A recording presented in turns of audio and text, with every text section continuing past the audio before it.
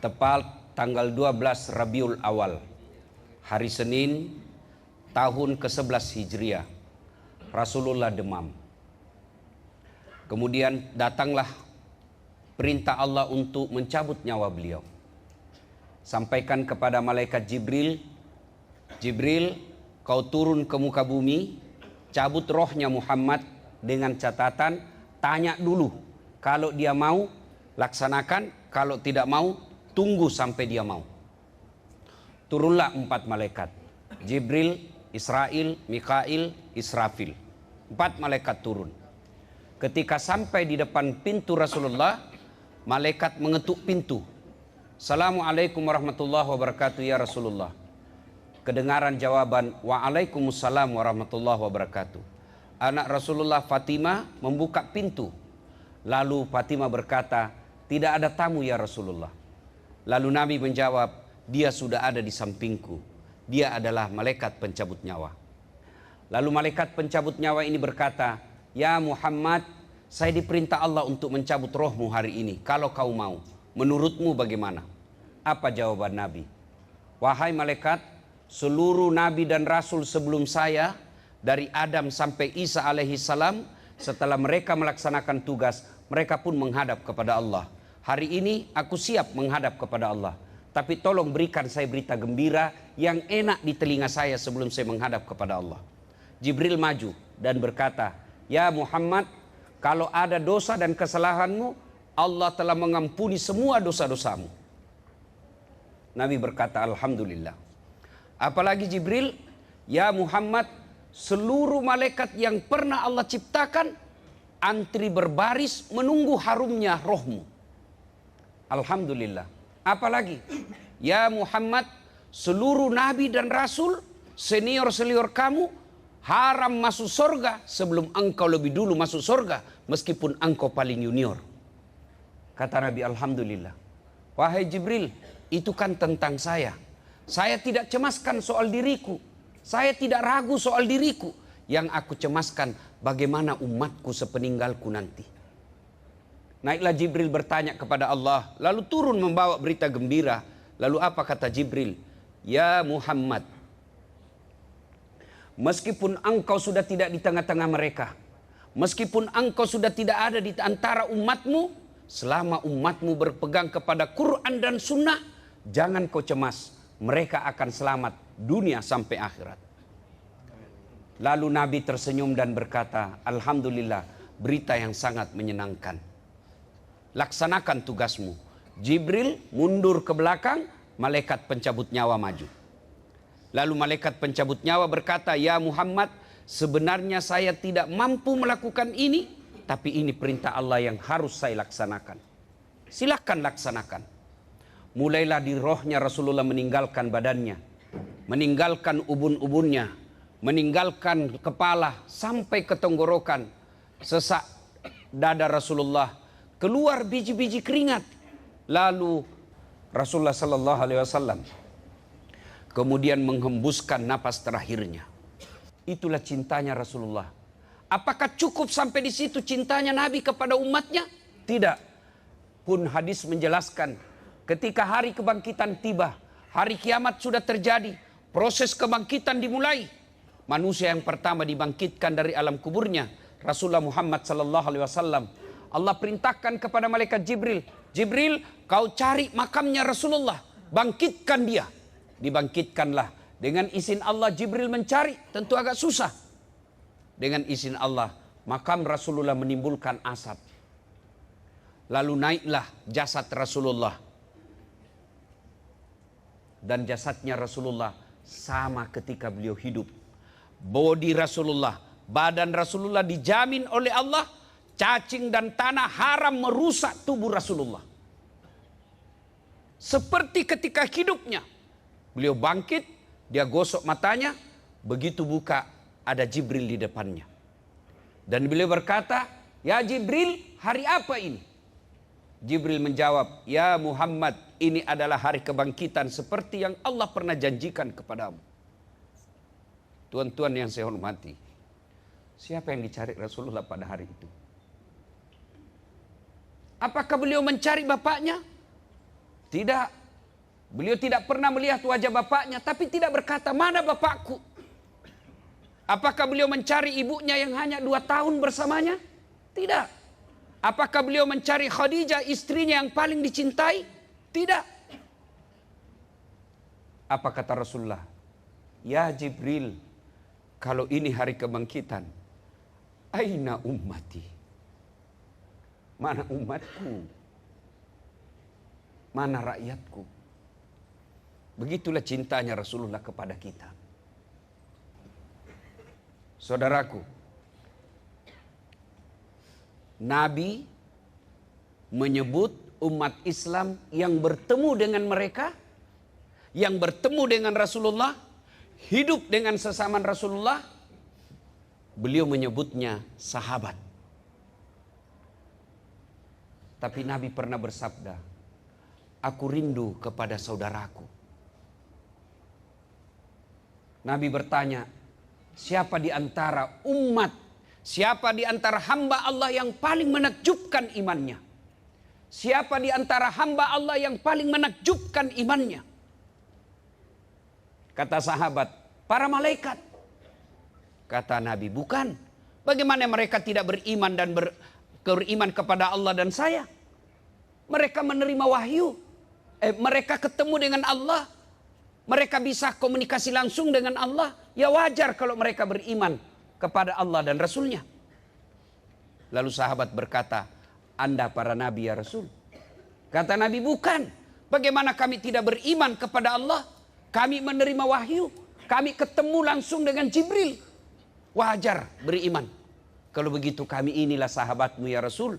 Nabi pun berkata, bukan kalian. Kenapa? Kalian ketemu dengan saya. Kalian melihat mukjizat. Wajar kalau kalian beriman kepadaku. Lalu siapa yang menakjubkan? Dialah saudaraku, ikhwani.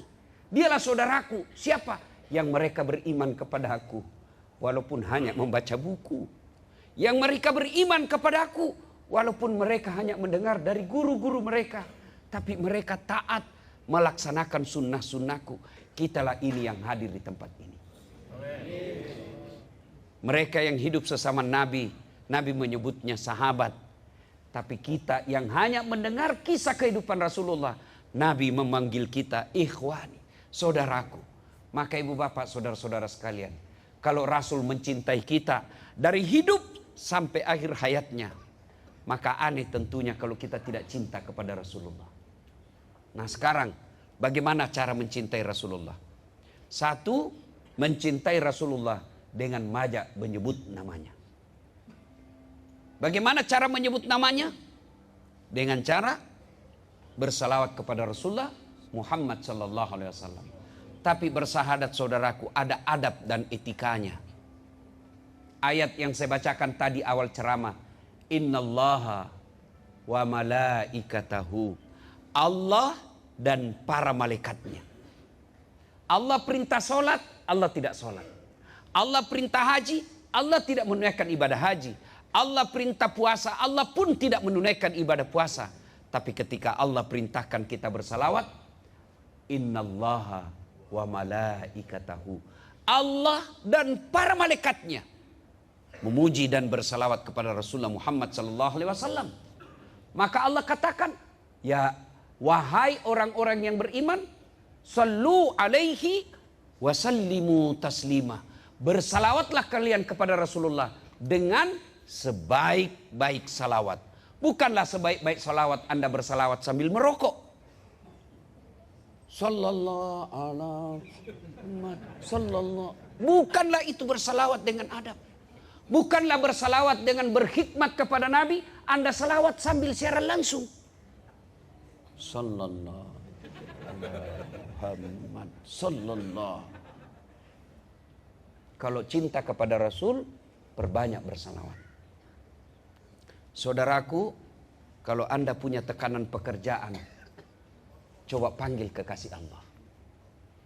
Kalau Anda punya tekanan rumah tangga, coba panggil, datangkan kekasih Allah. Ya Nabi, salam alaik. Ya Rasul, salam alaik. Ya Habib, salam alaik. Salawatullah alaik. Ambil momen-momen yang khas. Ambil waktu-waktu mustajab. Ambil waktu-waktu spesial. Sepertiga di akhir malam. Anda mengadu kepada Allah. Supaya aduan Anda cepat dikabulkan. Sebut kekasih Allah. Yang Allah sampai dalam hadits qudsi Allah jelaskan. Andai bukan karena engkau Muhammad, saya tidak ciptakan dunia dan isinya. Begitu cintanya Allah kepada Rasul. Allah katakan, andai bukan karena kau kekasihku ya Muhammad, saya tidak ciptakan dunia dan isinya. Maka saudaraku, kalau ada masalah dalam pekerjaanmu, jangan kau curhat di WhatsApp. Jangan kau curhat di Facebookmu. Ya Allah, ringankan beban hidupku. Sibuk betul Tuhan mau baca statusmu. Bagaimana caranya Ustaz? Yuk datang bangun sepertiga di akhir malam. Kenapa sepertiga di akhir malam? Karena itu waktu spesial. Tuan-tuan, kalau Anda influenza, ke dokter apa tidak? Enggak. Saya kalau influenza, saya enggak. Kenapa? Saya sudah tahu obatnya. Kenapa? Enggak darurat. Saya sakit kepala, saya enggak perlu ke dokter. Kenapa? Saya sudah tahu obatnya. Tapi ketika saya kanker, penyakit yang mematikan, tidak boleh. Saya harus kedatang spesialis. Kenapa? Darurat. Kalau masalahmu biasa-biasa saja, cukup mengadu dalam sholat 5 waktu. Tapi jika beban hidupmu sangat berat, masalahmu sangat berat, tidak cukup hanya dalam 5 waktu. Kau datang dokter spesial.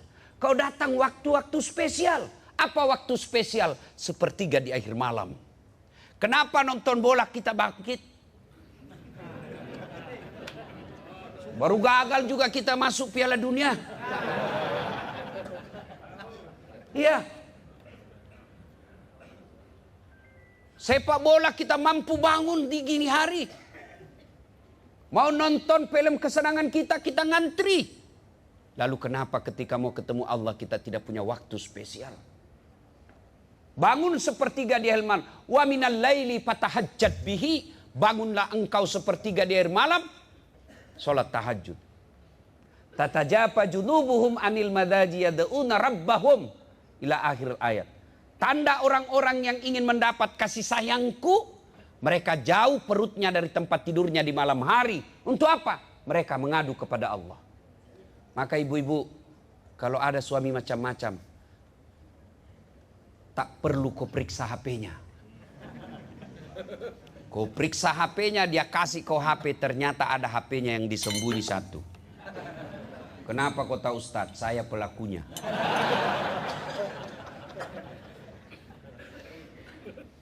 Tapi mengadu kepada Allah, zat yang membolak-balikkan hati, zat yang menjaga hati, minta kepada Allah. Kalau Allah yang melindungi suamimu, demi Allah, tak ada satupun perempuan yang mampu mengganggunya.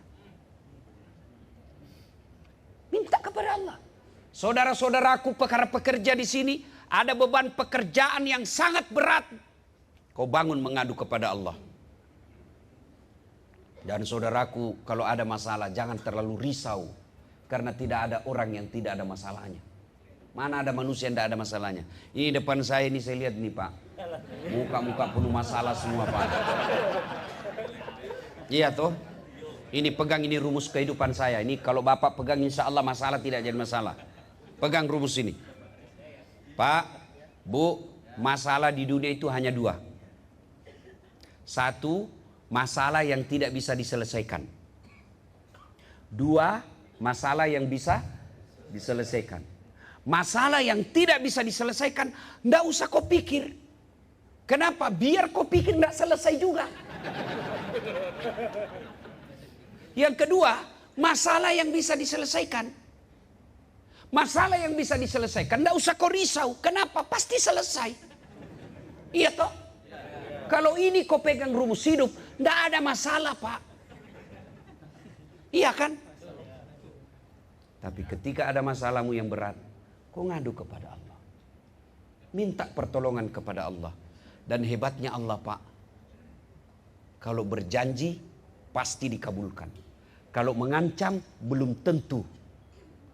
Kalau Allah bilang saya kasih masuk kau neraka, belum tentu.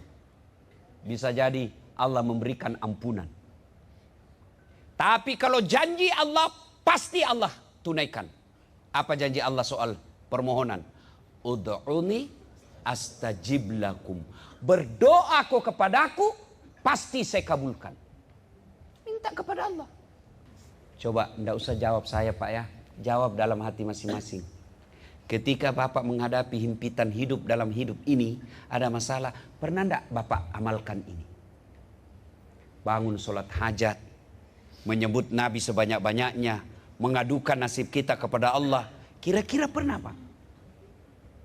Saya kira mungkin ada 1 di antara 1000 teman. Yang banyak ada masalah, curhat sama teman.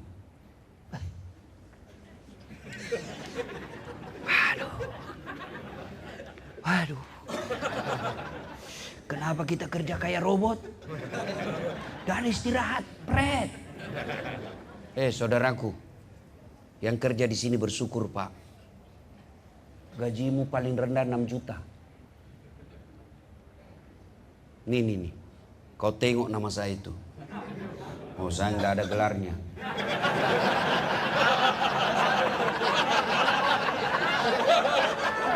Tapi kau dengar tadi itu sebutnya MC, Doktor, Dasat Latif, SOS, Sarjana Sosial, SAG, Sarjana Agama, MSI, Master Science, PhD, Philosophy of Doctor, 2 S1, 2 doktor, doktor 1 dalam negeri, doktor 1 luar negeri, dan semua ijazahnya asli.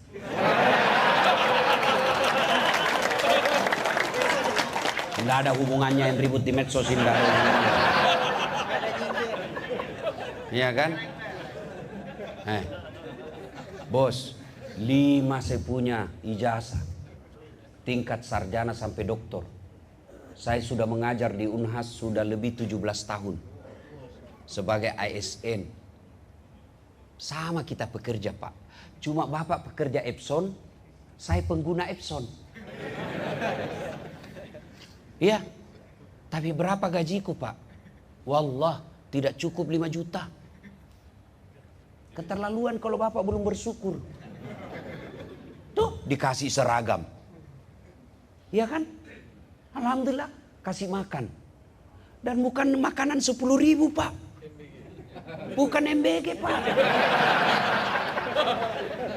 Iya toh? Maka bersyukur. Cara bersyukur, kau kerja dengan baik. Kenapa kalian tidak bekerja dengan baik? Karena kalian bekerja hanya karena cari gaji. Coba kalau kau bekerja cari amal. Orang Islam itu Pak, kerja amal. Maka langkah kaki ibadah. Capek ibadah. Lembur ibadah. Caranya apa? Amalkan yang kedua tadi sunnah selawat. Yang kedua kalau cinta Rasul, amalkan sunnah Rasul. Apa sunnah Rasul kalau cari nafkah? Wudhu dulu. Bapak mau pergi kerja pasti mandi kan? Pasti mandi? Iya. Cuma bedanya ada mandi junub, Anda mandi biasa. Kalau sudah pensiun tidak ada lagi kayaknya mandi junub Pak ya. Nah karena pasti mandi, tuntaskan mandimu, akhiri dengan wudhu. Ini kan perkara gampang. Tapi Allah katakan orang selalu ada wudhunya. Innallaha yuhibbut tawwabina. Saya cinta kepada hambaku yang selalu dalam keadaan suci. Kalau Allah cinta kepada kalian bos, apapun yang kalian minta pasti Allah kasih. Maka wudhu. Supaya ibadah ini, kerja kita ini ibadah. Yang kedua, pakailah pakaian yang islami. Kalau Anda cowok, jangan pakai yang sempit bajunya, celananya. Kalau Anda cewek pakai jilbab, jangan sempit-sempit jilbabmu. Yang longgar-longgar. Pedal. Boleh, boleh. Itu olahraga. Yang tidak boleh, kalau pakaiannya seksi. Olahragalah dia. Senam di depan kantor. Bajunya sempit-sempit. Ibu-ibu di depan. Bapak-bapak di belakang. Wajunya lagi tuh perempuan warna kulit. 1, 2. Bapak-bapak di belakang. 3. Enggak sunnah itu olahragamu. Nah, supaya pekerjaan ini jadi ibadah, laksanakan sunnah. Wudhu dulu, pakaian yang islami. Sebelum keluar baca doa. Inna salati wa nusuki wa mahyaya wa mamati lillahi rabbil alamin. Sudah itu menghadap menuju ke pintu, lalu sebelum keluar pintu baca doa. Bismillahi tawakkaltu la haula wala quwata illa billah. Sunnah kanan dulu meluar. Kalau nenek saya ajarkan ini namanya sugesti. Nenek saya ajarkan jangan kau keluar rumah dalam keadaan tunduk, lihatlah ke atas supaya Allah berikan kau cita-cita tertinggimu. Sudah keluar. Itu sunnah. Kalau cinta kepada Rasul amalkan ini. Tapi apa yang kita amalkan? Mau keluar rumah, anak kita, bye-bye. Iya, Dedi. Dedi ya. Goodbye, Dedi. Kenapa kau tidak bilang, Assalamualaikum ya Habibi. Ada istrimu cium tangannya, suami cium pipinya, istri cium cuk, cuk. Istri saya begitu Pak, kalau mau keluar rumah. Jabat tangan dulu. Jidat lagi. Kanan lagi satu. Kiri lagi. Ini agak lama sedikit. Istri saya Pak, halal. Halalan toyiban. Halal. Sudah itu dia usap dada saya lalu dia berkata, Ustadz ridhoi saya. Kalau begini, maka langkah kita dianggap pahala. Dan orang ada wudhu, dia sudah doa, sudah tawakal, dia tutup auratnya, dan cari nafkah. Jihad. Itu jihad Pak. Jadi kalau Bapak mau berjihad, enggak usah ke Palestina, bikin repot. Bapak enggak tahu bahasa Arab. Gimana? Ya, kalau ada duit kirim. Yang merokok berhenti merokok. Ya. Yang suka produksi Yahudi berhenti. Ini ada baru-baru ternyata kita ditipu selama ini bertahun-tahun. Katanya air pegunungan. Ternyata air bor. Ya kan? Nah, sudah itu kalau semua itu sudah dilakukan, itu Bapak jihad cari nafkah. Lalu kata Nabi kalau itu kau amalkan, langkah kaki kananmu 1 pahala. Langkah kaki kirimu gugur dosa kecil. Nah kalau Bapak dari Tangerang ke Bekasi sini Pak, berapa langkah kakimu itu Pak? Apalagi kalau sampai di tempat kerja keliling-keliling, berapa langkah kaki? Apalagi kalau Bapak melangkah begini. Masya Allah. Nah Bapak Ibu Saudara-saudara sekalian, karena waktu kita terhad, ini saja yang sempat kita Pak? Jangan juga acara pengajian kau menghindari pekerjaan. Tidak boleh begitu orang Islam. Dengar dakwah boleh, dengar dakwah baik, tapi menunaikan amanah itu juga kewajiban. Ya, saudaraku punya perusahaan ini orang Jepang. Jangan permalukan bangsa Indonesia. Kerja yang baik, jangan kerja karena cari uang. Karena kalau kau kerja cari uang, di akhirat kau tidak dapat apa-apa. Mana pahalaku? Ini pahala Epson Pak, banyak pahalanya. Kalau Bapak bekerja supaya orang yang kuliah, orang yang belajar agama gampang ngeprint, itu jihad. Maka jangan kerja asal-asal. Bayangkan kalau Bapak punya print, sampai tangannya Ustadz Dasat Latif, saya pakai ngeprint. Contoh. Iya kan? Nah, ternyata print itu dibuat oleh sedulur-sedulur. Dibikin oleh saudara. Selama printer ini saya pakai untuk kepentingan dakwah, Bapak juga dapat pahala.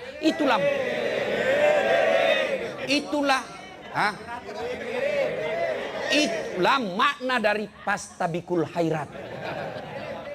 Ya kirim bagus. Kalau mau lebih praktis, nggak usah kirim. Saya ada di sini sekarang. Bapak, Ibu, saudara-saudara sekalian, luruskan niat. Ya, luruskan niat. Jangan mempermalukan bangsa Indonesia. Ada lelang otak, Pak, di PBB. Lelang otak. Oh, Masya Allah. Otak Jerman, harganya, Pak, uang Indonesia 200 juta. Otak Jepang lebih mahal lagi, 500 juta. Otak Indonesia 1 miliar. Orang heran, kenapa mahal? Jarang dipakai. Masih original, Pak.